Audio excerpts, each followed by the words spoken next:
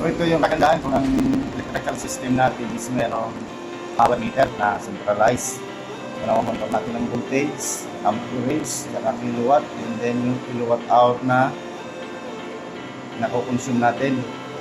So dito is yung ampere per phase. Kung monitor natin yan, yung demand, and then yung peak. Yan. And then dito yung power factor nito, nakikita din natin.